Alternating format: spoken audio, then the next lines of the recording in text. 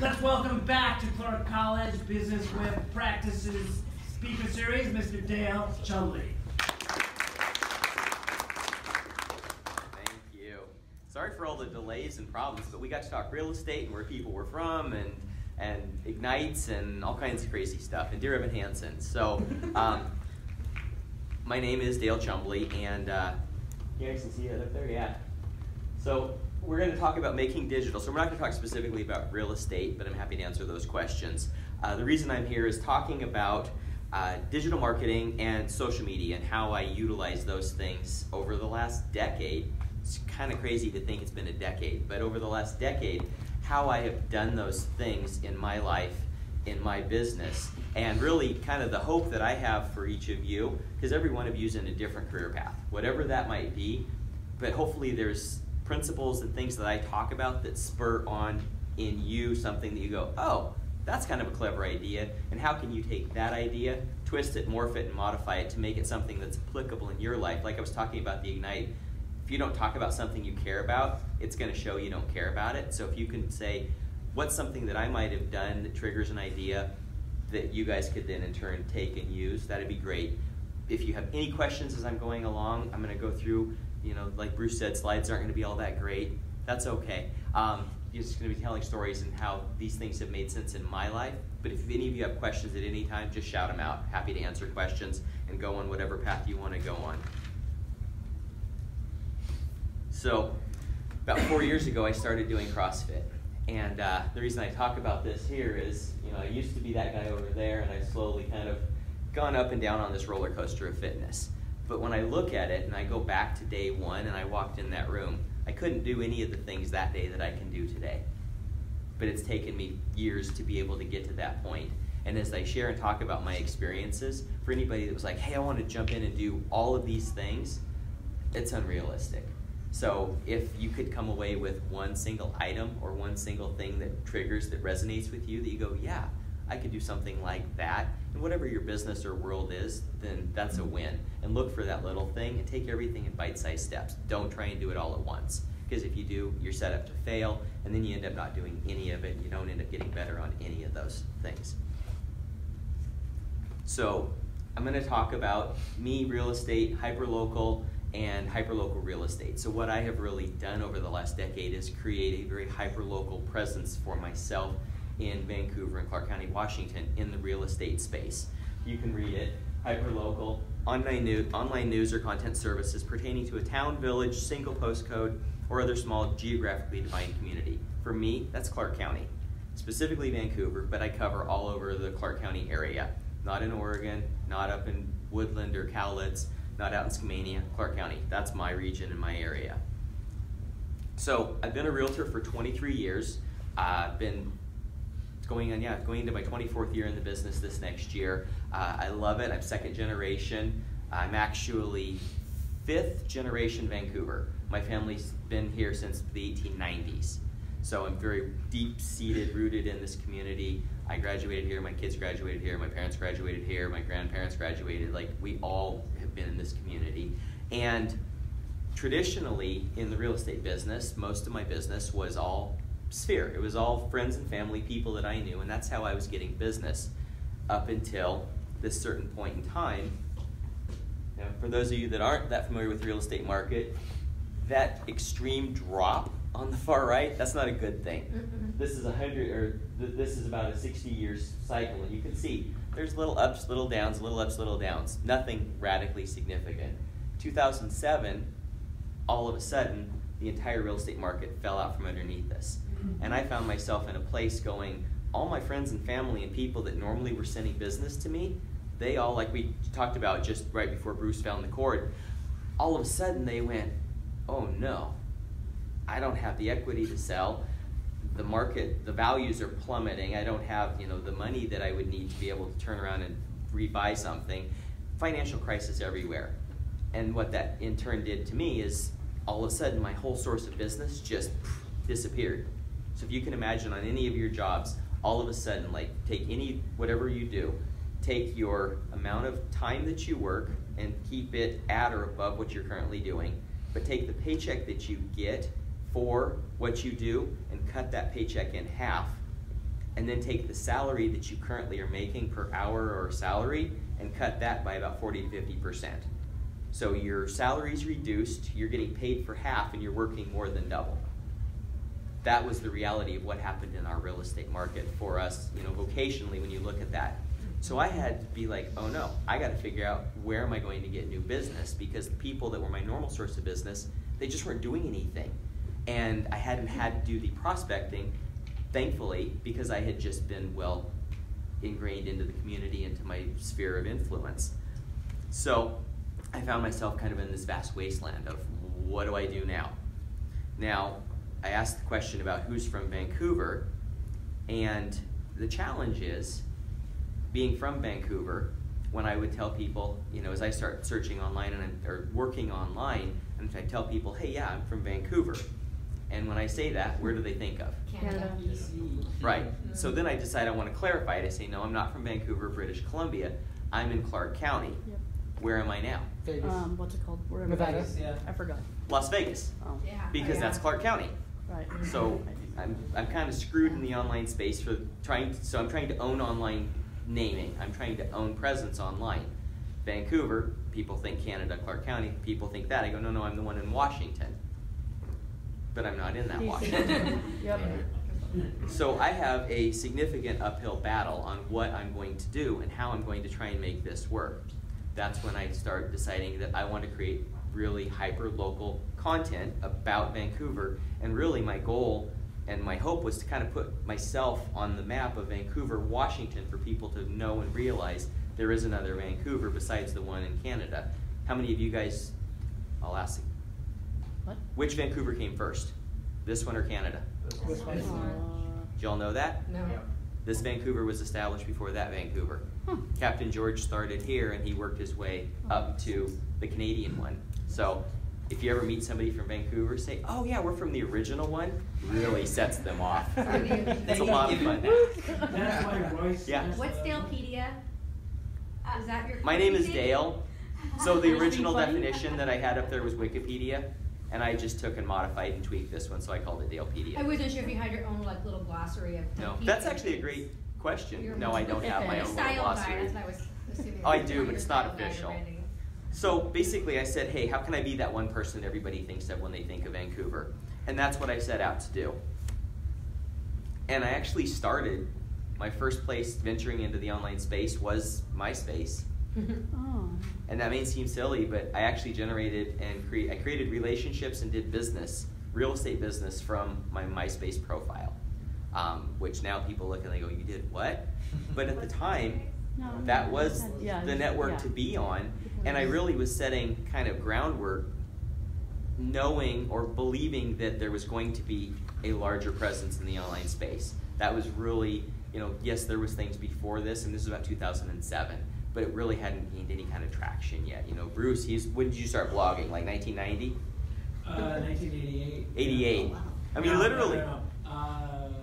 For real. 2001, maybe? Yeah. So there were people that were really, like, my wife was born in 1976, and she was on message boards when she was like 11, 12 years old. So like in the mid to late 80s, she was on message boards. I wasn't at that point on there, but those online spaces really truly were getting started that long ago. But really that 2006, 7, 8 was when all of a sudden the world went, oh, there's this thing out here. So one of the other places that was one of my very first social networks that I got connected on and was really starting to ingrain and get to know people was Flickr. And somebody asked the question, how did I first meet Bruce? And we very first connected because of a picture I posted on Flickr. That picture that was the very first picture that said Vancouver, and it had a sign going this way to Seattle and a sign this way to Portland, identifying that it's between those two. I had, and I don't know if you guys can see the numbers or not, but in the 10 years I've been on Flickr, I've got over 1 million views for the photos that I have publicly available on there. People that are, it just kind of blows my mind, like why? But I've got pictures on there that people look at and want and need and use. And that's what happened was this picture was on there and Bruce was writing a blog post. And he somehow came across, he probably Googled it, or he was on Flickr and searched for Vancouver, and I had it tagged, so he was able to find that. And I had used what's called Creative Commons. Are you guys familiar with Creative Commons? Yeah. Okay, so for those that aren't familiar with it, basically you can set permissions for who can or cannot use, or can they not use a photograph of yours. Can they modify it? Can they tweak it? What do they have to do? And basically, I have all these photos on Flickr that are publicly available. People are welcome to use them. They just have to give attribution back. Thankfully, Bruce, being the upright, honorable guy that he is, he gave proper, Boy Scout, that's right, he gave proper attribution. And I have Google Alerts set up for myself. And for any of you guys in business on any level, if you don't have Google Alerts set up for yourself, set up Google Alert. It's really easy to do. You can Google Alert, and you will be able to set that up for yourself. And so I had Google Alerts set up for a whole variety of different things. And what that took me to was some El Gucci guy that had written a blog post, and it was Bruce. I didn't know him at the time, and it pointed me back to him, realizing here's a local person, and then I reached out, and then we proceeded to connect on Twitter and on Flickr and all these different places, and then we eventually met face to face. And really, that's one of the things I'll talk about today is those face-to-face relationships. That's where the magic happens. Like anything you do online, your goal ultimately should be getting face-to-face, pretty much in anything that you do, whatever the business is. So Flickr's been a great place to interact with people. And then Twitter was one of the next places that I really started spending time. And back 10 years ago, Twitter was really a great place for conversation. Now a lot of Twitter is news feeds, news updates, and kind of what's going on in the world. It's not nearly as conversational as it was back then. Back then, we really had some good conversations in the public space that everybody could jump in the conversation on, and that was a really good way to do it. Is there anything now that is taking over that role from Twitter? Facebook. That's where the conversation was made. Yeah, I mean, if you look at the statistics on anything, what did I just see? They're at 2 billion users, active users per month. So I mean, all these other networks, and we'll talk through a variety of networks. Ultimately, for most people, most adults in some sort of business that are looking to try and connect with people, it's probably going to be Facebook. If my kids are 20 and 22, they're on Snapchat, they're on Instagram, they have Facebook accounts, but they use them almost never. Yeah. So I take it the text that I father of 2 amazing teens, blah blah. I take it the @ is your wife. The @ is my wife. Is that Depeche Mode? It is Depeche Mode. I was looking at that too. We'll have to talk afterward. Yeah, we will. Wait, what do you We met them 2 weeks ago. Oh, really? Yeah, and we went to London to see them Okay. this year. I saw that. I was like, oh man. Yes, Det Mode. Okay, yeah, definitely we'll talk after. All right. So this is something that's important though. On your profiles, make sure people can find you.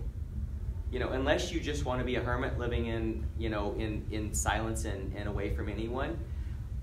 Like for me in my business in real estate, I need people to be able to find me. I need you to be able to pick up the phone and call me or text me or send me an email. So that's something that I encourage everybody to do, is make sure that information is easily available. And that's why I zoom in on this. You've got my email, you've got my phone number, and a little bit of just enough bio about me to let you know if it's something you do or don't care about. So make sure that you're doing that as you're in those spaces. One of the cool things, it used to be harder, it's a lot easier now, is the ability to search. And with Twitter, you were able to do things like searching for moving to Vancouver, Washington, and then simply seeing what are people talking about. And it gave me an opportunity as I was interacting, especially when I was really active in the Twitter sphere, is to be able to look for those sorts of things, to say, okay, is there people coming here? Are there things that I can help people with, that I can be a resource to tell them about our community? And we're going to talk more about community in a few minutes. But really, this was a great way to be able to interact and connect. And maybe you're into Harley Davidsons, maybe you're into pop vinyls, whatever it might be that you're into. You can search, looking for conversations, looking for people with common interests, people that are local, people that are from anywhere else in the country or the world. With the online space the way it is, our world is super small. It's super small, and you're connected. We don't have the geographic boundaries that we once had. And you can find networks and social groups for anything you're trying to do. And I assume most of you know that. But this was an important thing, even on the business side, to be able to look for things that made sense for me in my business. And as I was mentioning, getting face-to-face. Getting face-to-face was the most important thing. Anytime I was in any of those conversations, we were looking for opportunities to get face-to-face. These are pictures. Bruce was at these. I don't know if he's actually in the pictures or not, but these are events that Bruce would have been at as well, and his wife and friends of ours. That these are gatherings. All the people around these tables are people that we met in the online space. People that we never would have known if not for Twitter at this time. And the interactions of saying, hey, you know what, this is great, we're talking online, why don't we get offline and get face-to-face? And this is, you know, at a food pod over in Portland. There was a cart called Whiffy's that made fried pies. Any of you eaten at Whiffy's before? It's been out, he sold it a couple years ago. But And just so you know, Aaron Hockley was one of the pie-eating contestants. Yeah. At one of the pie-eating. Yeah, actually, I'm trying to think, has Nolan done anything for your classes? No, he hasn't. Just Aaron? Yes, Aaron. Aaron's there. Aaron's there. I'm not, you're going to be able to see him in that, but Aaron was actually at these. Cheryl Bledsoe, who's been in your classes Yeah, too. Cheryl's in these as well. Yeah. I was just, you know, in the past few conversations that we've had, I hear like Bruce, and then you talk about how like in the good old days people would meet up online, you know, meet online and meet in person. Is that something you still find is happening now, especially with like safety and the kind of weirdos being out there? Are people really like getting offline and meeting in, or is it more like the older crowd, or is it? Really You still can do it. You have to be, I mean, obviously you want to be safe. We always, anytime we brought people together, it was in public places, it was, you know, in restaurants, in food pods, and it was, you know, it's not that many years ago. So you certainly want to be safe about anything that you're doing, and you want to make sure you're meeting in groups of people. You don't want to show up just one-on-one with somebody you haven't met face-to-face. But some of my dearest friends are people that 10.5 years ago I'd never heard of. Some of the dearest people in my world have come through online relationships that we took offline and got face-to-face. So it can be really amazing, but definitely you always want to, if your radar pops up that's like, I should be careful here, listen to it. You know, I would never want to say, no, don't worry about that. And the cool thing is, in these online spaces, actually, You know Chris? Oh, yeah. you know Chris Martin, and there's Aaron. And did Jan do anything for your class? Jan Croft? No. Jane. Jane. Yeah, Jane, yeah. Yeah. So these are people that, these are just a few examples. As I said, I'm not on Twitter as much, but some of these guys are still on Twitter all the time. And the cool thing is, because people started realizing who I was and what I did, they start paying attention for me. So if you look, you know, Aaron Hockley, who you guys have had in class, Aaron was at an event, I think he was in Las Vegas, and he mentioned that he was from near Portland. And then the person that he was introducing himself to said, oh, do you know Dale Chumbley? So going back to kind of what I was looking at doing was creating an online presence across the country for people to realize there is this Vancouver in the United States, and that I am a local realtor in that market that knows and understands our market area. And so what happens is, like Jan, the very bottom one, paging Dale Chumbley, because somebody in her world said, hey, I might be needing real estate services. And she then immediately chimes in and goes, oh, you should talk to my friend Dale. And I've got a lot of people over the years that have become buyers and sellers that have been clients as a result of this sort of interaction, where I wasn't even the one in that space. But if you can create fans of your business, whether it's a Whiffy's food cart where we all say, oh man, this is the best, or you have a barbecue restaurant downtown Vancouver, or whatever it might be, where you have other people that are advocating for you, it's kind of that Yelp capacity. People want to know what other people think and who they trust and like. And that's been really an effective way to do that. This is actually, the one on the left is Cheryl Bledsoe's hand. And we actually met as a result of Twitter. Years ago, they were looking at selling their house, and she was very much one of the early adopters along with Bruce and myself, especially in Twitter, and we really had interacted. We'd never actually met face to face. And she's always doing, as you've seen when she presented here, she's always doing social experiments. She's always looking at how can I use this and what can I learn from this process. And she was determined to use social media to figure out who's going to be our realtor to sell her house and to help us buy a house. So she already knew she wanted to interview me. We'd never met face to face, but we were interacting in the online space. So she knew of me. She reached out to Twitter and said, we're thinking about selling our house. Who should we be talking to? She was looking to get 3, 4, 5 people that she could interview to figure out who she wanted to use. Well, the 3, 4, 5 people were all Dale, and Dale. So she's like, seriously? So she didn't end up interviewing anybody else. The meeting when we first met was hilarious because her husband was not nearly as, he's great with social media now, but he was not an early adopter. So he was very hesitant, kind of the stranger in the house thing. Mm-hmm. Like, wait a minute, you're having a complete stranger that we don't know come to our house and possibly talk about selling our house? He was completely baffled by that. So that first meeting, she's engaged and we're talking and social media geek talk and everything.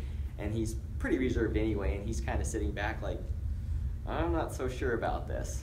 So anyway, we ended up working through that process, and they're 2 of my dearest friends on the planet now.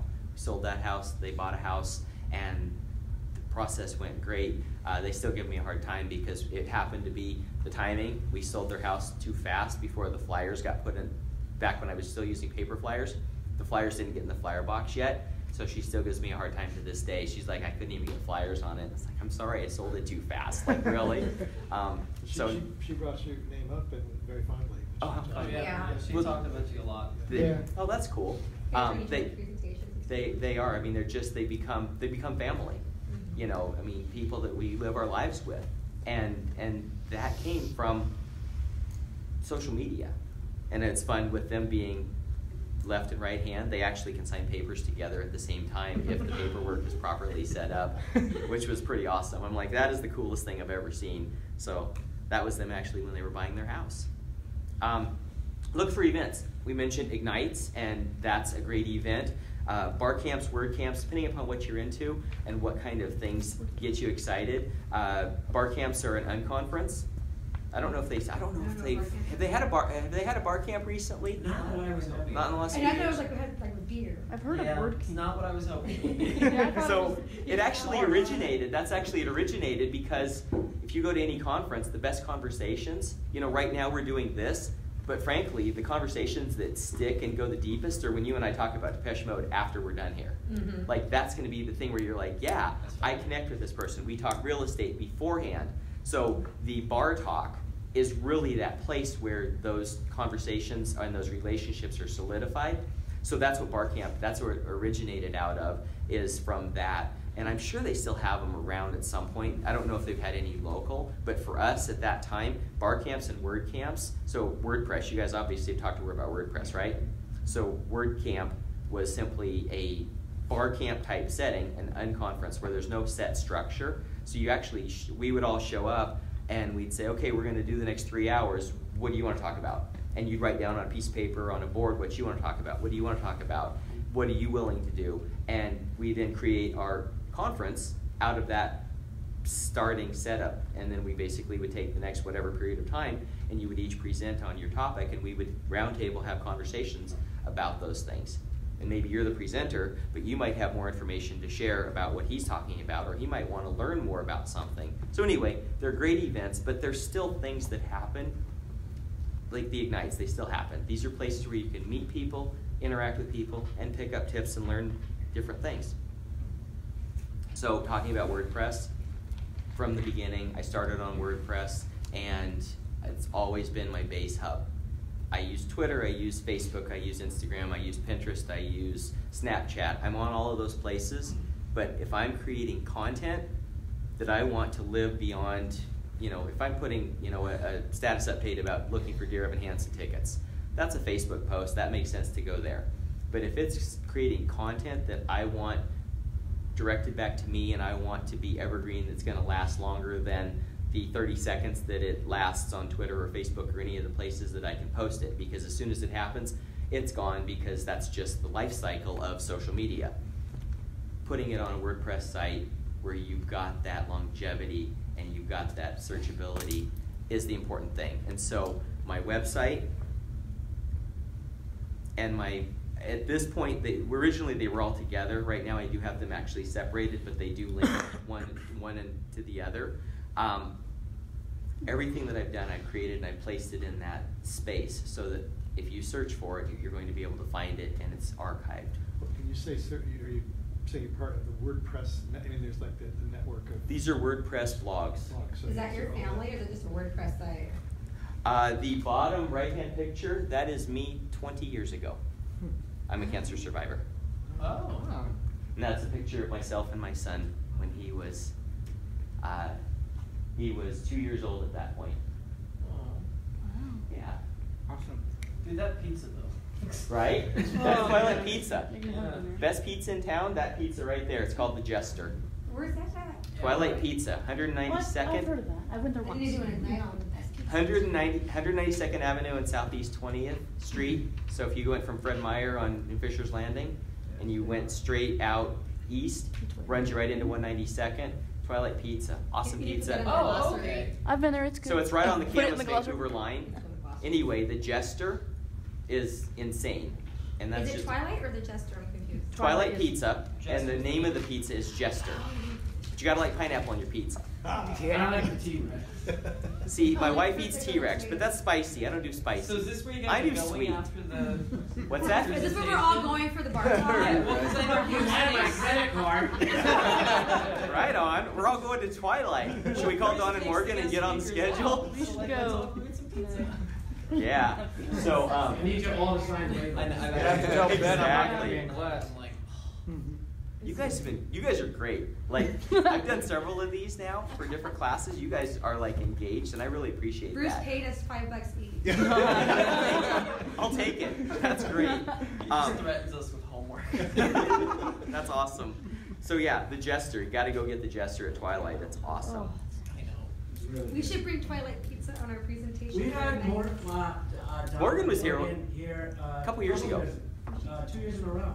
Yeah. So Don and Morgan are the owners of Twilight Pizza, and we all know Don and Morgan Oh, wow. because of social media. that's awesome. Wow. Yeah.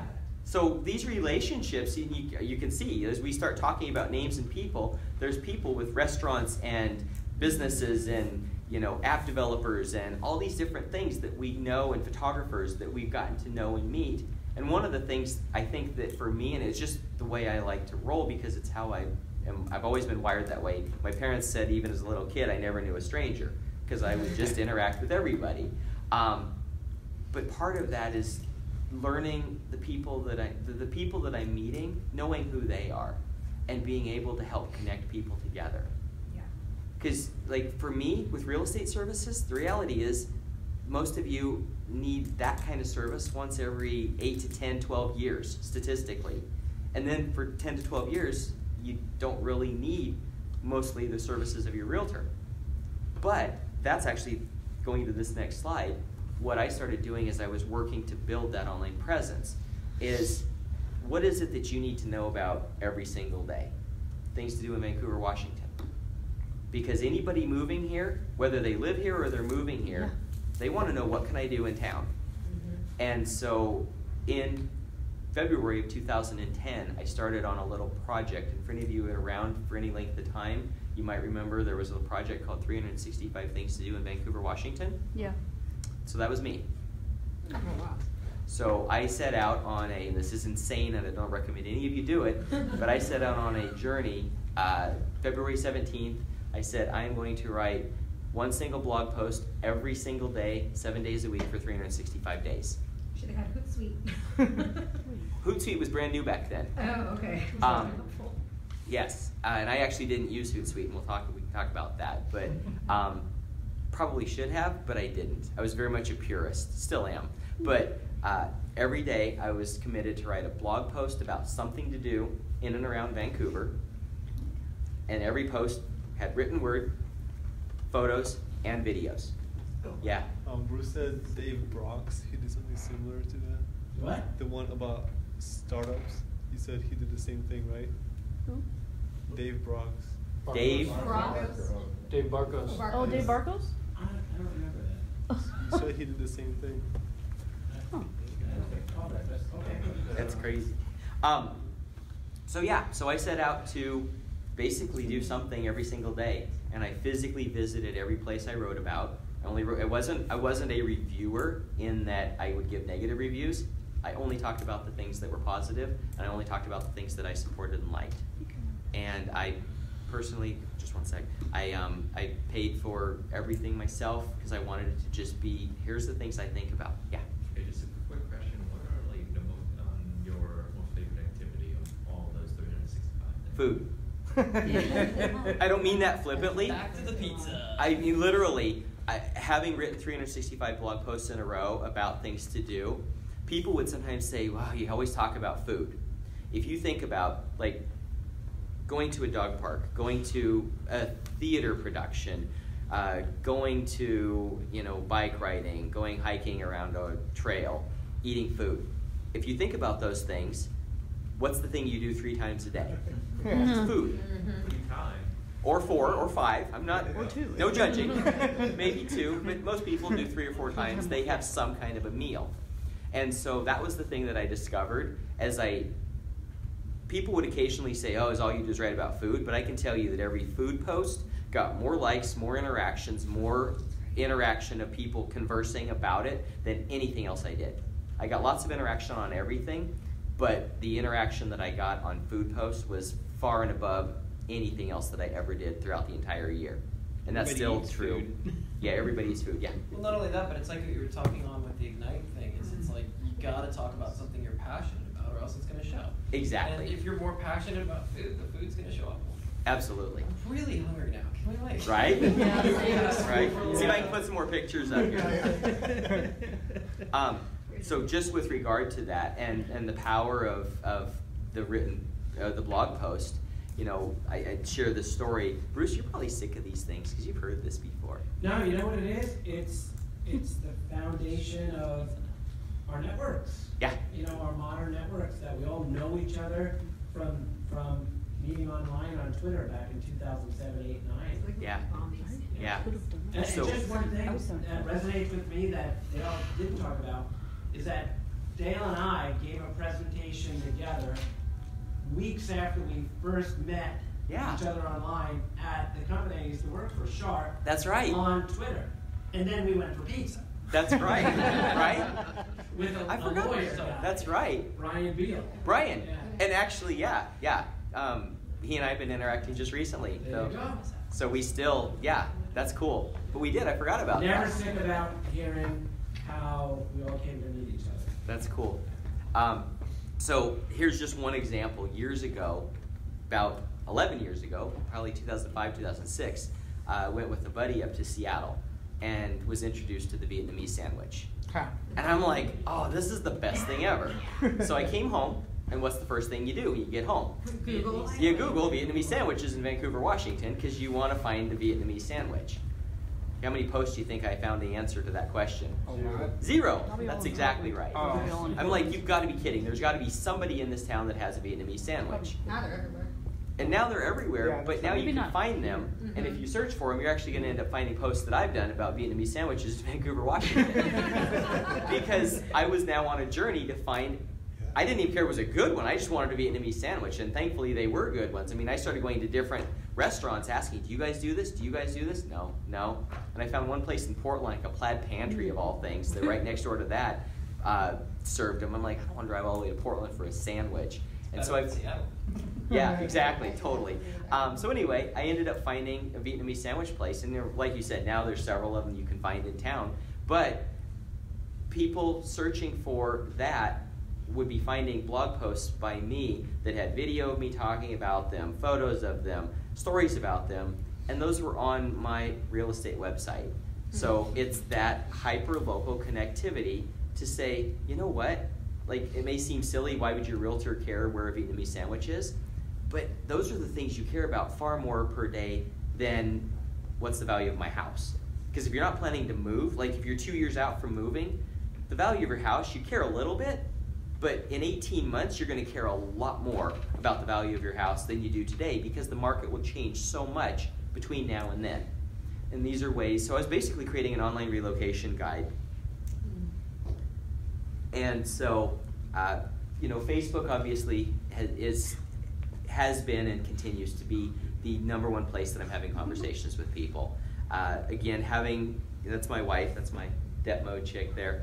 That's actually an older pic of us. But, you know, being on Facebook has been huge. Same thing. Make sure you go into your profile and set up your contact information. Make sure you've got an email address that you want people to be able to reach you at. If you want people to be able to call you, make sure you've got a phone number on there that they can get a hold of you at. Because if they can't find you, they can't reach you. Depending upon your business, you know, if you've got a business that's at all public facing, you want people to find you. I have people I try and find that are realtors in other parts of the country that I don't necessarily have their phone number for, and it's so frustrating to search for them, and it's like they're hidden secret agents. It's like, what's the point of that? That was just for you. Just for you. I knew that one was coming. I'm like, you're gonna love this. One thing people will tell you, oh, nobody cares what you had for lunch. I have set so many appointments over breakfast, lunch, happy hours, specifically because of photographs that I posted. If you think about what you're doing and be intentional in your online activity, and that's what I did, is I was very much, I like to share this stuff. It's stuff I care about. It's fun. I love food. My wife and I love to eat food. We love to cook food. Thankfully, I have to do the working, or unfortunately, I have to do the working out, because otherwise I'd be like 800 pounds. But at least I don't have to worry about. So anyway, I'm sharing that. Think about being intentional in what you put online. So I will post a picture of the you're trying to figure out what it is? Yeah, is that Whataburger? The bottom left is Portillo's. Oh, okay. Chicago. That's Chicago. I couldn't If see you go the to logo. Chicago, you're not in Chicago till you've been to Portillo's. It's just a straight up old school Chicago dog, onion rings, French fries, milkshake. Like it's just good stuff. But in fact, my 2 trips ago to Chicago, I actually met with somebody that lives in Chicago to have Portillo's, because I post that I go to Portillo's when I land in Chicago, and she's a realtor from that area, and she said, Dale, next time you're coming to Chicago, let me know, and I will meet you at Portillo's. And I text her, and I told her I was coming, and when I landed, I said, I just landed, I'm getting on the L. She's like, great, let me know when you get to this stop. I got to that stop, she timed it, that she literally walked into Portillo's within 3 minutes of me getting to Portillo's from walking off the L station to there. And we sat for an hour and a half and had a great lunch, because I post pictures of food. So when somebody says, hey Dale, what's that pizza? That looks really good. That's the Jester at Twilight. Have you had one? No. Why don't we go have lunch? Yeah, let's go have lunch. Why don't we go, after we're done at the Sharp thing, let's go get pizza. You want street tacos? Go to Lindo, Mexico, up on Mill Plain and 123rd. Best street tacos in town. There's your tip of the. There's your tip. Street tacos at Lindo, Mexico. Jester at Twilight. There you go. We're done. Where's the mic? Mic drop. There you go. Bruce is like. We're not going to get anything else after that anyway. This no. presentation has gone really good for me. Good. I'm so All right. hungry. We'll get off that slide for you. It only took Oh, but 8 look, weeks. we're at restaurants. Oh, look at that. We're at That's restaurants. la-di-da. Oh wait, that Yeah. no. That's Yes. la-di-da. It is. Oh. So I do my homework there. see, it is La Tida. And actually, the top one is not open anymore. That was, what was that place called? The Firehouse place out there on 76th? It was called. What was that? Fireside. Fireside. I knew it was fire something. Yeah, Fireside. Yeah, you, me, and Chris and Aaron used to go there. Yeah. So this was we were actually getting ready doing a blood drive. So like we were doing community good things. Like, hey, let's do this. So this actually one of the things that we did is you talk about getting together and meeting people. Years ago, there were several of us that were going to get together, and we were going to meet up, and it wasn't any specific topic we were going to talk about. We were just like, hey, you know what? It was, I think, 3 of us. We were going to meet up for lunch. It's like, well, there's no specific agenda. Why don't we open it up to a bigger group? And that bigger group ended up turning into what we called the Couve Cool Kids, which, you know, Couve for Vancouver, and really none of us were all that cool, but it was a bit of irony in that. And none of us were kids, because we were all definitely older than kids. We're all kids at heart, though, that's for sure. So anyway, Couve Cool Kids was born, and it created a Facebook group, and we started doing things like blood drives, and we just got together and interacted with one another and got to meet each other and get to a deeper relationship and create friendships that continue on to this day. So in the Facebook space, one of the things that I did to definitely set myself out and apart from a lot of others, and I did it for years. I haven't been doing it the last couple of years because it just became a bit of when it became a chore, it was not as fun to do. But what I did for probably 7 or 8 years is I left a birthday video on every single person that I'm connected with's wall on their birthday for years. So I did 5,000 videos per year for 6-7 years. Which it became, and at that point, it's like, you know what, it was fun to get to do, and I enjoyed it. But it would be something that if you're looking at a way to stand out, it's an amazing thing to do, and it only takes you about 5-6 seconds to do, and it stands out. And it was a way that really set me apart and made people really realize. And I had people that have bought and sold houses specifically, and it may seem silly, but because of the birthday videos. Because it was that face recognition, name recognition, reminder. And I don't say, hey, this is Dale, I'm your realtor. I just simply say, hey, Bruce, I wanted to wish you happy birthday. Hope you had a great day. And I leave it at that. But especially as Facebook truncates everything, so, you know, if you've got 100 people wish you happy birthday on your birthday, and they all say happy birthday, it's birthday spam, and you see the first 8 or 10 or whatever, and then it says, click here to see the next 25. And then click here to see the next 25. And click here to see the next 25. And you're scrolling through trying to find each and every one of those. It can become a chore, and it's like, oh, I have to click more, more, more. If you do a video, it does not get placed in that bundle. It stays completely separated and stands all on its own. So it was a way to stay completely separate on that person's wall. And you just simply go to their wall, do a post, turn on camera, switch it to video, front face. You used to have to do it backward facing because you didn't have a front facing camera. And just simply turn it on, say, hey, wanted to wish you a happy birthday, hope you had a great day, shut it off. And then the hardest part of it is hitting send. Because nobody likes how they look on video, and nobody likes how they sound on video. And the trick to that is don't watch it. You don't have to think about your script, you don't have to think about what you're saying, you just simply say, happy birthday, hope you had a great day, send. And if you do that over and over again, if anybody wants to do something in video space or in that video world and you're not comfortable with it, it is one of the best ways to get more comfortable with going on video and knowing what to do. Make sure you look at the little dot, don't look at yourself, because if you look at yourself, when they see it, it looks weird. If you look at the little camera dot, then it looks like you're looking at them, as opposed to if you're not quite looking at that, then you're not quite looking at them and it looks kind of weird. So anyway, that's just a little video tip for you. So I took that Facebook page and I took that blog that was my hub there on WordPress, and I took the content for that and I shared it out in the Facebook, and I actually created a community page.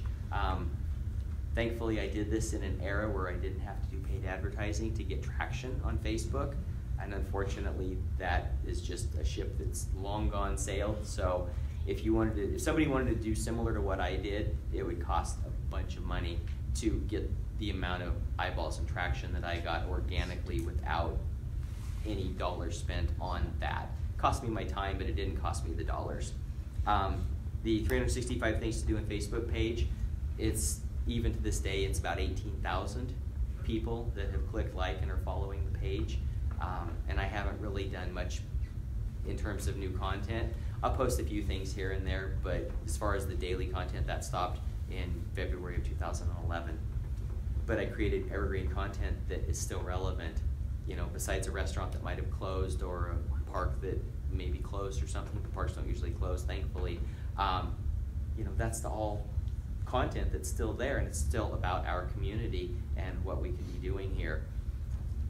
I made sure that I always wrote the post on WordPress, and then this Be Intentional is I would then copy the permalink, the URL that went to that exact blog post. I would copy that, I would bring that into Facebook, onto my Facebook page, and I would paste it there so that and then I would write just a quick little blurb, just a couple of sentences, basically directing people, here's what it's about, here's the quick gist of it, click the link, go find it, and then basically I said, get out, go discover our community.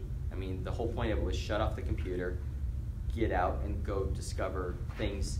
People, every single day, they'd say, oh, that's been around the corner from my house for years, and I've always wondered what it was. And we just don't venture into those places. Unfortunately, we don't. And I made a conscious effort to specifically go into those places, see what it was, and if I liked it, told everybody about it, so they would then go into it. And it was very effective. It was a great way to meet the community. That's Dan. If any of you have ever been to Kiggins Theater, he now is the owner of that. At this time, he didn't have Kiggins. He was running a little soda shop downtown Vancouver. I I missed met that. him the other day. It was pop culture. Love Yeah. pop That culture. place was the What the best. heck happened? Right? Because they sold sodas. And unique Right. soda. They Yeah. sold unique sodas and great hot dogs and and it was a the- cool culture. the young Keeping it culture there, yeah. needed It that. I was met him really the other cool, day. but like I get Last guy. Tuesday. Yeah, he's a really, really nice dude. Yeah, so pop culture didn't survive basically, but Dan did then. He took over and is running Kiggins now, and he's done a great job with Kiggins. Oh, They've yeah. enhanced. If you guys haven't been to Kiggins, there's a Actually, pitch for that. The whole thing has just been remodeled. Yeah, Yeah. it's all leather seats now. They've done all digital. They've got the whole sound system in there now. And they do comedy. And they do comedy. They do the Hello Vancouver. They do a lot of different things. So check their schedule and definitely see about that. But it was just a great opportunity and a great way for me to meet people within our community. It certainly got noticed. The newspapers and local people talked about it. It was definitely ahead of its time in terms of what was being done, but it was really putting kind of that big pin on the map for Vancouver and what we were doing. Why move to Vancouver? Speaking of pins on map, this is just one example. This is somebody that ended up not actually ever buying or selling a house from me, but they relocated here from Spokane. Before they were coming to Vancouver, they started searching online things to do in Vancouver because they were going to Vancouver. They wanted to know what you can do there. They discovered my blog, and when they moved here, they actually got a huge City of Vancouver map, put it on their wall in their living room with pins all over the map of things that they tried and that they liked, things that they loved and wanted to keep doing, and they actually created a life model, basically, of 365 things to do in Vancouver. And when people would come over and ask them about it, they'd say, what's that and where did it come from? And they'd say, oh, that's from our realtor. Well, they never bought or sold a house, but I'm perfectly happy to be their realtor. Guess what? They refer people to me. That's a cool thing. So it's been a really cool way to do that. And now, as I mentioned, the organic that I got, at the time I was doing it, if you were to Google any of the things I was writing about, because I was writing separate content on Facebook about the blog post, I was getting double exposure. So I would almost always rank 2 or 3 of the top 5 posts between my YouTube video, because I would put it on YouTube, and on the blog post itself, the Facebook post, and the blog post. So I was getting ranking for all of those as I was actively doing that on a day-to-day basis. Now we have to pay to get that same kind of reach and exposure, but it is an option available. And the nice part is you can customize your search very, very specifically. You can, this was one I actually shared. Somebody wanted me to talk about it. It was a fundraiser that was being done by I Like Comics, and I thought that's pretty cool. So I threw, I think, 20 bucks at it, and I was able to reach, a little over 2,000 people and get 62 people engaging. And I wasn't able to go to the event, but that $20 investment for me was a great way to be able to share with a bunch more people, to get people to hopefully go to the event and raise money for it. So there's lots of different ways to do those sorts of things. The nice part is being able to be really specific. I can be very targeted. This was a listing that I had that happened to have a big shop that was totally set up for a car guy. Like, it was just perfect. Had the lift, it had the whole setup for a car person. So I was able to create a specific ad that I could run on Facebook that talked about these items, and I could target the location and people that had interests in vintage cars, classic cars. So I was targeting to the point where I made sure that the only people seeing that ad were people on Facebook that had identified those interests. So it gave me a better dollar spend on what I was doing rather than just throwing it to the world. People may not care. I wanted to make sure that the people cared about it. Yeah. I'm hearing you say that you're being able to target people with certain criteria. How do you actually get that? Those things, is there like a checkbox when you sign up with Google Pay or something? I mean, with Facebook, and you like, I want these things, or like, how do you specify? When you're actually well, there's a lot of ways that could be a whole class in itself. I don't mean like how do you choose what words. I'm like, how do you physically say, if I already know what requirements I have that I want to geolocate or whatever, how do you get to say I want these when things? you're creating the ad, it will ask you, you'll title it, and it'll ask you geographically where do you want to send it. So I could identify zip codes, I could identify cities, I could identify specific neighborhoods, and then you have keywords. So in that case, I was able to say people who have interest in classic cars, vintage cars, muscle cars. So I was able to pick those keywords. You can also upload custom databases. So for Washington Realtors, in 2019, I'll be serving as the state president for Washington. There's about 20,000 realtors in the state, and of those, there's about 200 that are state directors.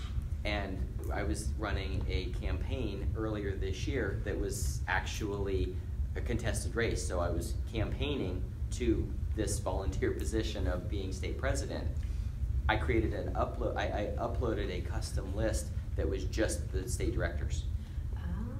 And I put that in, and then when I was picking the geographic region, I went to my custom list and said I only wanted to go to these 200 people. So now I'm paying for an ad that is only going to that group of 200 people. Nobody else can see it. So there's a lot of ways you can really dive into customization about that. You can pick, I heard a story once of somebody that was looking to get a job, and they did a custom ad that was specific to the point of the only one person that could see it was the CEO of the company they were applying for, that they were going to be interviewing with. What's that? I should do that with students. You could. Yeah. You could totally, yeah. Yeah, you That could would be totally, freaky. you can get that specific. Like, you can drill down pretty much as tight as you want to for a lot of different things. Okay, so I it's just- during that part. I'd just love to be a CEO of some big company and just browsing Facebook, just scrolling, and all of a sudden you see an ad that says, you should hire Michael. Exactly. Right? There you go. There you go. You know what? There's your challenge. There's your challenge. When are you going to bring the pizza? Oh, wait, let's put some more food pictures. So once upon a time, there was a thing called Foursquare, and Foursquare still exists, sort of, I think, kind of, but not really. And Foursquare gave way to Swarm, and Swarm was just another social network, another way to connect and interact with people. And over the years, I literally will pop in. If Bruce were to check in at, let's see, what's the place Bruce might check into? Twilight Pizza. Cheese? What's that new Brawlers? No, it's the Philly cheese place. Yeah, I like Philly that Bilmos? good stuff. So actually, this has happened. I'm like, as I'm saying the story, like, this has literally happened. Bruce and Gail check in to Philly Bilmos, Philly Bilmos. which is a great Philly sandwich place. So we're going back to food. See this? We always end up back on food. Philly Bilmos out in Cascade Park on McGillivray and 164th Avenue. Great Philly cheese sandwiches. Bruce and Gail check in. What? You're thinking? No, I'm waiting. Oh, so they check in at Philly Bilmos. I happen to be driving by. I know where they're at, so what do? I pop in. And the way I look at it, it could seem creepy, but the way I look at it is this. If they're willing to publicly check in, they're publicly available. Mm-hmm. If I'm going to be meeting with you and we're going to have a business meeting, I'm not checking in there because you and I are having a meeting and my phone is off and I'm respecting the time that I have with you. But I might be popping into Burgerville And that was actually another example. That it was strawberry season, and it's like, hey, we should all meet up at Burgerville. And we had, what, 25 people? Like, I wanted a milkshake, or no, I wanted a strawberry shortcake. It's like, I want strawberry shortcake, and it's like, I'm gonna go to Burgerville. Well, let's invite lots of other people, and we had like 25 people show up. We took over the place. But if they're willing to publicly check in, that tells me that they're publicly available. I don't interrupt it. I will pop in, hey, wanted to say hi, how's it going, hope things are good, and then I'm out the door, because I'm on my way to some other appointment. Steal a fry. And you might steal a fry, take a bite of sandwich. Depends upon the person and how close you are with them. But these are just things to think about, things that, outside of the box ways to meet and interact with people. And there's a variety of people that, not everybody that I'm connected to on Swarm would I do that with, but there are those that certainly I will. If they check in, if I happen to be driving by, I might pop in and say, hey. But yeah, this was just another meetup, and we would track and follow people based upon that. Instagram, I don't use it a ton. I find I get more interaction and work, and you talked about Hootsuite. I was never the guy, and I still am not the guy that blasts the same thing everywhere. So I wanted to be very specific and intentional, and if I use Hootsuite, I couldn't do the tagging and all of the specifics that I did on Facebook, and so I was always very specific about that. And I know there's a lot of fine-tuning you can do. Me personally, it's just not my thing, but I know a lot of people that love Hootsuite, and they use it for everything because it helps direct their life. And my life's a little bit more chaotic than that, so I'm okay with the chaos of what's going to happen next. But I do post on Instagram some. My stuff, my Facebook page, my Instagram, they're all public, so y'all certainly can follow along if you want. You're going to see lots of food pictures because that's the thing I do a lot of. But I do incorporate real estate related stuff into them as well. And I usually, for me, I very rarely, almost never am the guy that's like, just got a new listing, here's my new listing, just got a new listing, here's my new buyer.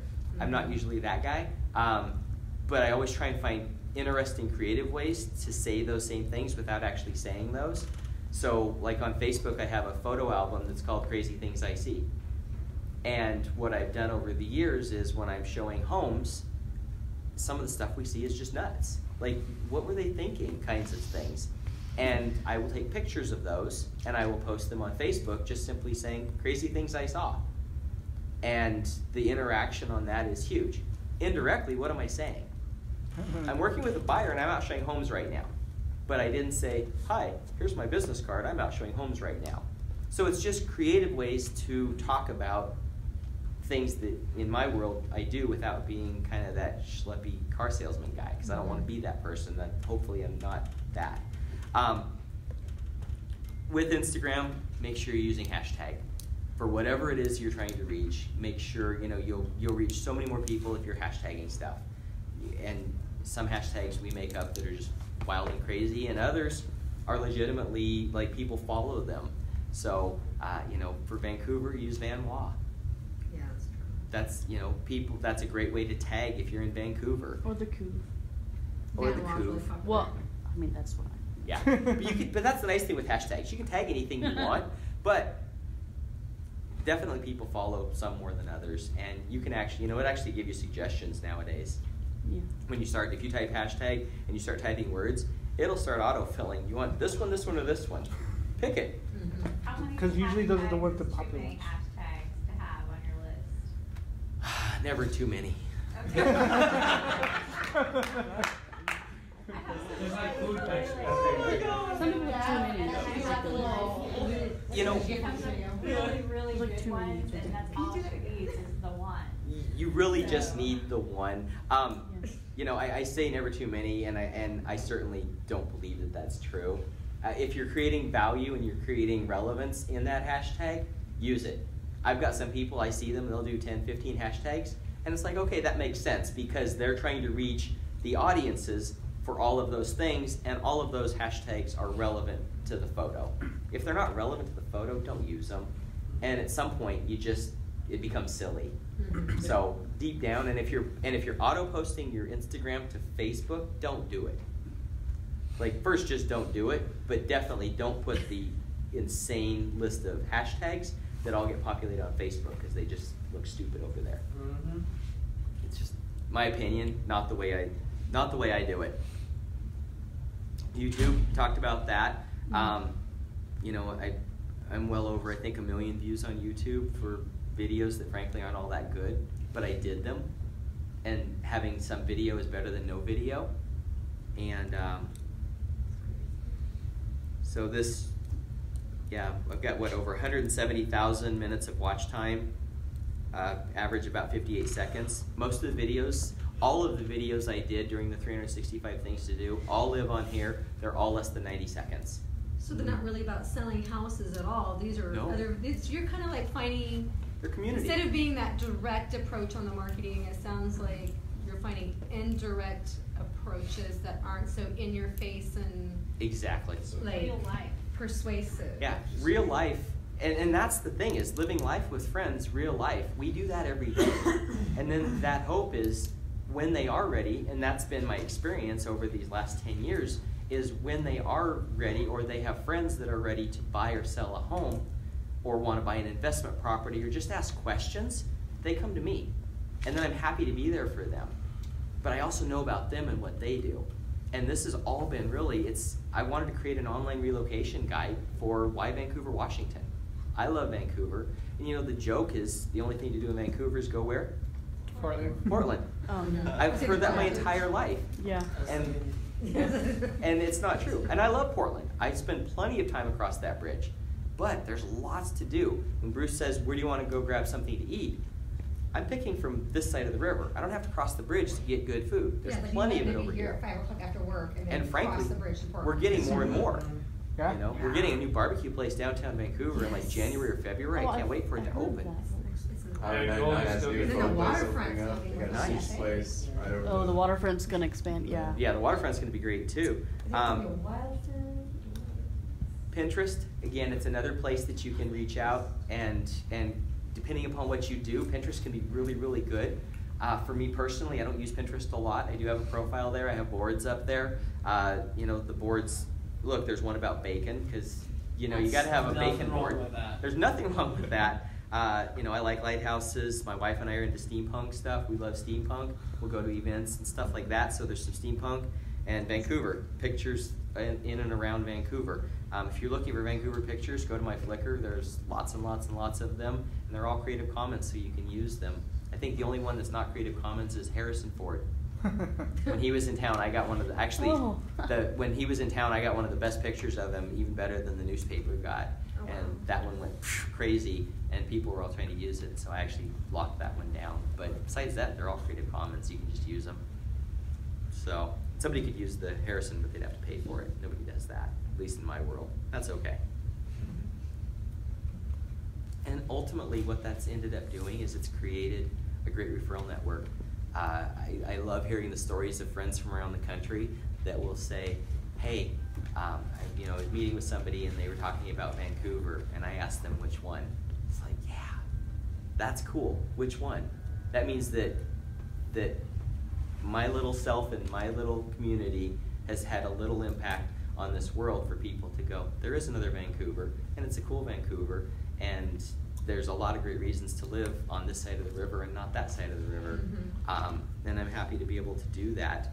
And here's a quote that somebody posted probably a couple years ago in a private Facebook group. I'll read it just in case you can't see it up there. Somebody was asking about the value of Facebook and kind of social in general, but really Facebook. It says, yes, Facebook can absolutely be a business building strategy.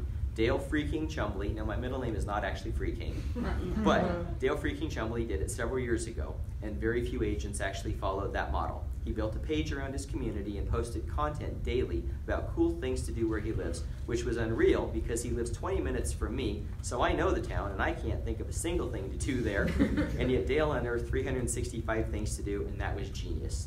It was not about him, it was about where he lives. I think 12,000 people liked and followed. It's over 18,000, but at that time it was 12. I have no idea how much business Dale did from that. It's not my place to ask, but as a marketer, I found the effort to be really creative. And it has been an amazing thing. It was good for my business. It's good for our community. And I didn't even do it specifically for the business aspect. I did it to create a relocation guide for our community. I wanted to be a cheerleader for Vancouver. Because when I go to Twilight Pizza and I want that Jester, or if I want to go get a Philly Bilmo sandwich, or if I want street tacos at Lindo, Mexico, and none of them pay me to stand up and say that, but when I go there, I want them to be open. And if I and you and you and you don't go to these places and patronize them and go to the local theaters and go to the Kiggins theaters, those things go away. And that hurts our community, that hurts the jobs in our community, and that hurts me because I like going to those things. What are you finding? My wife sent me a text, can you pick up some pizza on the way home?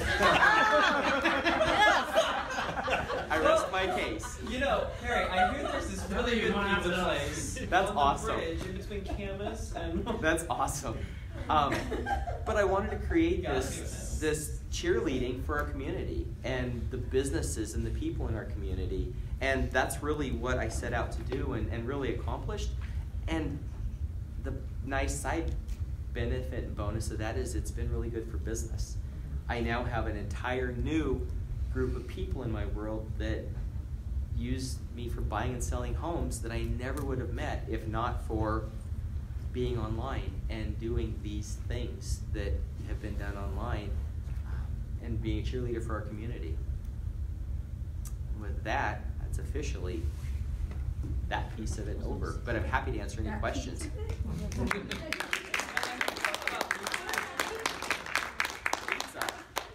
You said that piece of it, but it sounded like you said that Pizza. of it. See? That pizza of it, yeah. It makes me realize the growth of the internet. 20 years ago, later than that, that would be a book. That wouldn't be a blog. I wonder if you turned it into a book. You could probably turn it into an ebook and put it on I Amazon. did not turn it into a book, but you can. Actually, I thought it was. when I wrap permission, because that might be a good source of income. when I finished it up, I had people. They're like, "Oh, Dale, you should turn it into a book."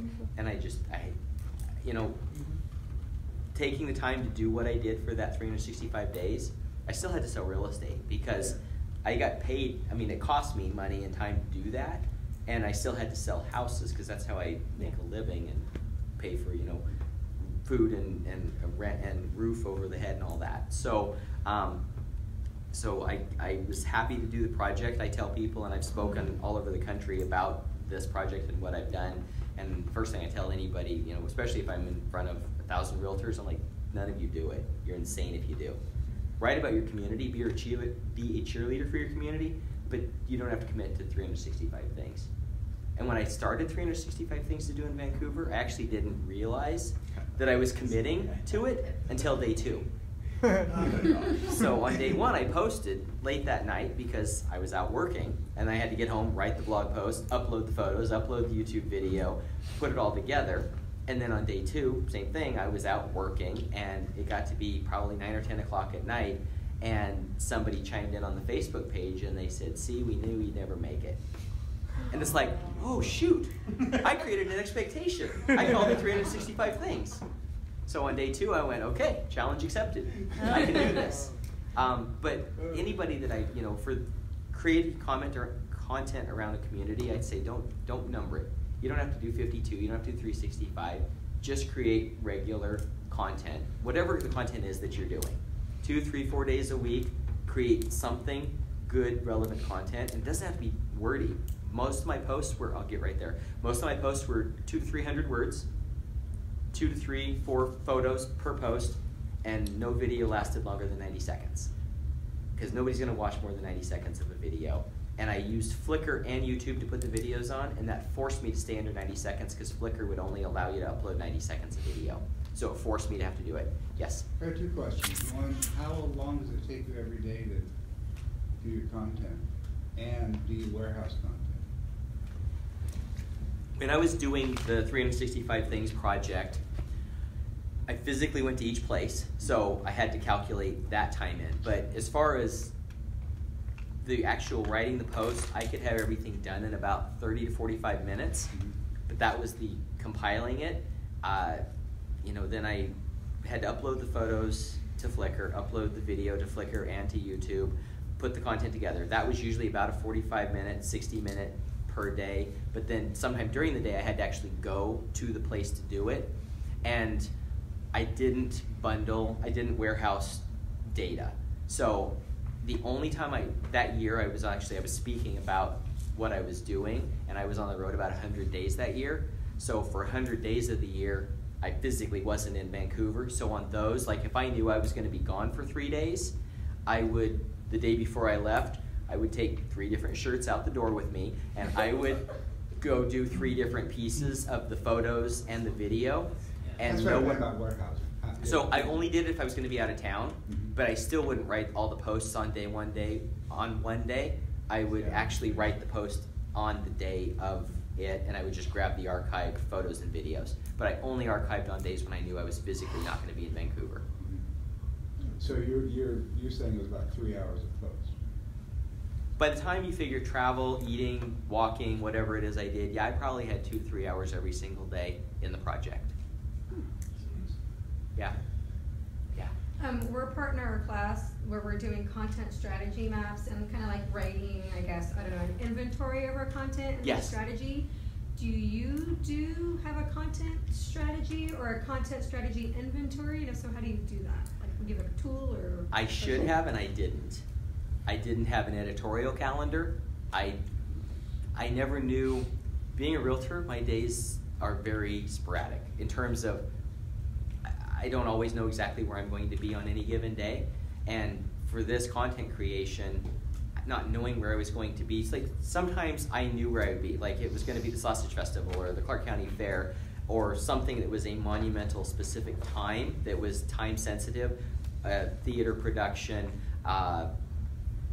you know, any kind of a community activity, something that had, you know, a holiday, Easter, Halloween, you know, Easter egg hunts. Those things had to be timely. So those I would map out and say, I know I need to do an Easter egg hunt on Monday so that it goes live Monday night, and that gives people Tuesday through Saturday to find my content about where to do the Easter egg hunts on Saturday or Sunday. So for those I did it, but beyond that, I was completely Wild West.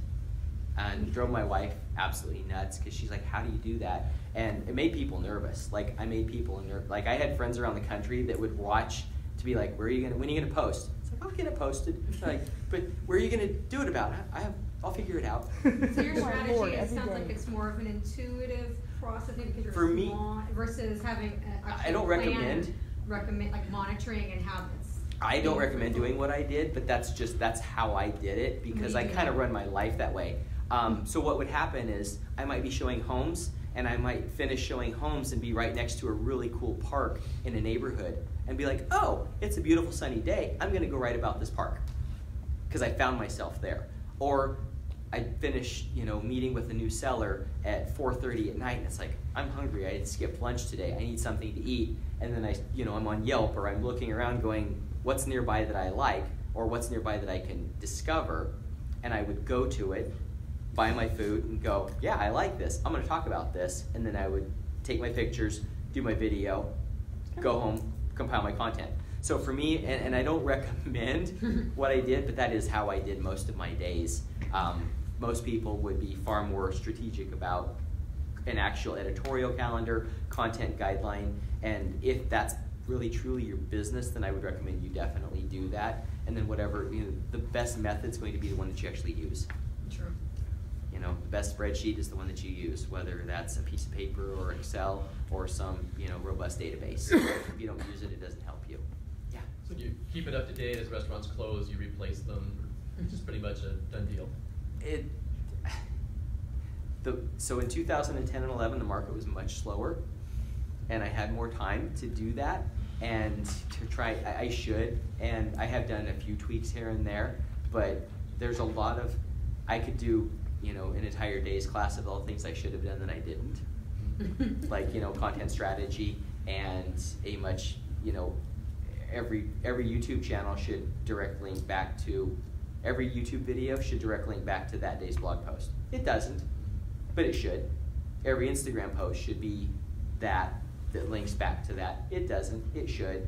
And I just haven't gone back. So if anybody's looking for an internship and wants to do some database cleanup, you know, give me a call and we can certainly work something out. Yeah, as it happens, I was working for Homeland Magazine when the market crashed, so yeah. I lost my job because I'm sorry. That, so that's why I ended up here too. So yeah, well, he needs an employee. Yeah, I'll pay you in pizza. That's right.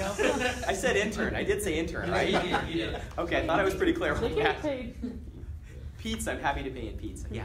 My question is, okay, so because I was, as you were like telling us about all these different things, I was like checking it out, Googling it, and I'm like, okay, because I'm the kind of person that if I don't, I'll either write it down or do it while you're talking and listen. Otherwise, Yeah. I'm probably gonna forget. Totally. Probably gonna forget what I'm doing. Right. And I'll write it down. So I noticed you still have the Facebook page up, and that I don't know if you originally you created it, you did all the stuff for a year or whatever, and then it's just there, or if you actually do update it. But it did say you have 18,000. Yeah, I even have some friends that says your friend blah blah likes this, and I'm like, wow, that's cool.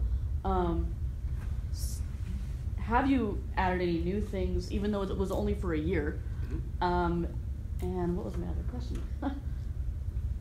I noticed your website, the original website that's on the page, says Why Vancouver WA, and now it links to your Clark County Real Estate Guide. Yes. Yes. So what I was wondering, related to web design kind of, was did you create your new real estate website that you're doing now to help advertise yourself, this new one? And did you like link to your old website, and do you still have that old website? Like, even if it's not public and live anymore, the Why Vancouver WA, how did you do that? Like, how did you link to the old one? So, or do you have someone that does it for you? Back then I did everything myself. Okay. And so as far as the Why Vancouver WA, so that was actually the URL I did, and the Facebook business page was Why Vancouver WA. And it was really because I was looking at that relocation, that why do I care about living in Vancouver? Why do I want to do that?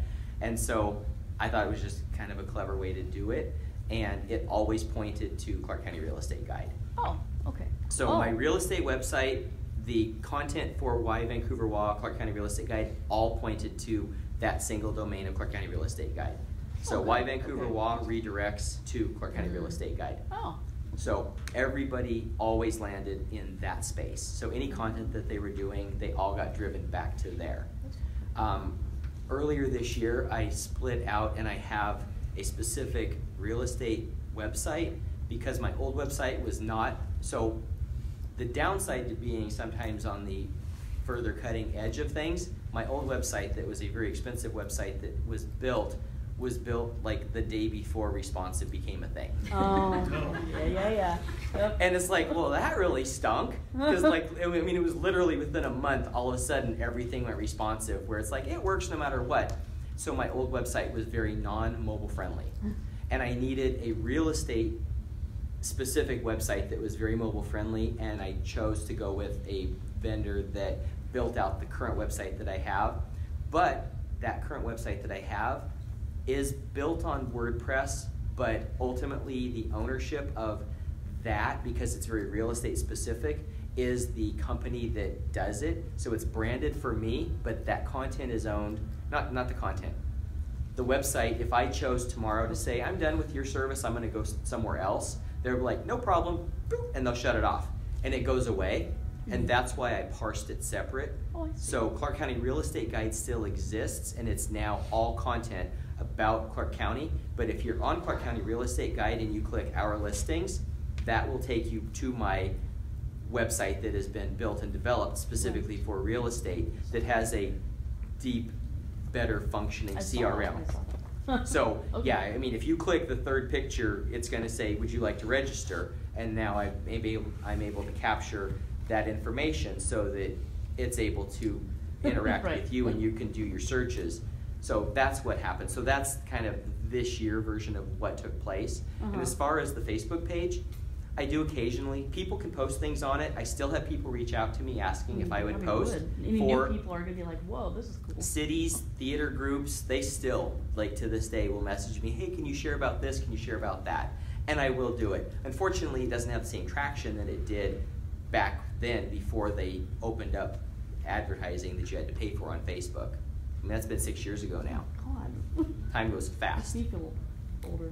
But I do occasionally post things, and I still moderate the page and I watch it, because I still have people that post things that I don't want on there, and I'll take those down. Thankfully, it's not a ton, And most people, if they're just sharing local events, that's fine. I don't care. Like, I'm happy to do that. That's cool. And I'm happy to share it myself if they want me to. So anybody that's got things that need to be talked about, you can always reach out, and I try and be pretty responsive on those, and I still watch the page every day. Oh, cool. Okay. Yeah, but I definitely don't interact on it nearly. I mean, I was. Well, no, I think that's what I was wondering is do you still look at it and check it out, make sure, see what's going on? Yeah. And if I miss it, my wife catches it. She's still an admin on it. She's like, "Did you see that?" Yeah, I need to take care of it. Any other questions? Yeah. All right, take it back to food for a second. Absolutely. Let's go. Not in Portland. Favorite burger in Vancouver. Ooh. Oh man. Favorite burger. Okay. There's Wild Burger. What's the other one? Killer Burger. Killer Burger. But I've never been. You know, I really. I went to Wild Burger, but not Killer You guys Burger. get over to Killer Burger. You know, the Way out- Heathman there's Lodge actually has way a out there. terrific. You know, one of my favorites. I don't know that I could pick a specific, but I do love the peanut butter. That's my favorite. Killer They do that at Burger. Wild Burger too. Peanut Like, butter bacon burger. Peanut butter bacon burger at Killer Burger is amazing. And Heathen has good. Heathen, well, Heathen. yeah. Heathen burger's I need to good, go yeah. there. Yeah. Oh, trust me, that's on my immediate radar for food. Yeah. So, you know, where was the other? Oh, what's the Frontier? Frontier House? Frontier House. They just opened it up. It used to be something else, and it's newly reopened up on like 49th and Main Street. Okay. Like if you go the back way to go up to Hazeldale, Yeah, I think it's like right there where it splits off. They've got really good food there. Yeah, I My live favorite across- burger used to be O'Brady's. It's they had a Fat Clancy at O'Brady's. Oh, yeah? Battleground, but it's no longer there. I They love expanded the O'Brady's. highway, Yeah, so. it keeps. Oh, I yeah, love it. yeah. So They wait, shut it down. Colin, I got one for you, right? Yeah. Who's your favorite realtor in Clark County? Well, I'm Clark gonna have to say Dale, but Nate might get mad at me if I. You know what? He's got a good guy that's That's all the time we have for questions. All right, Dale, thanks a lot. You guys seriously been the most engaged of any of the groups that I've talked to here.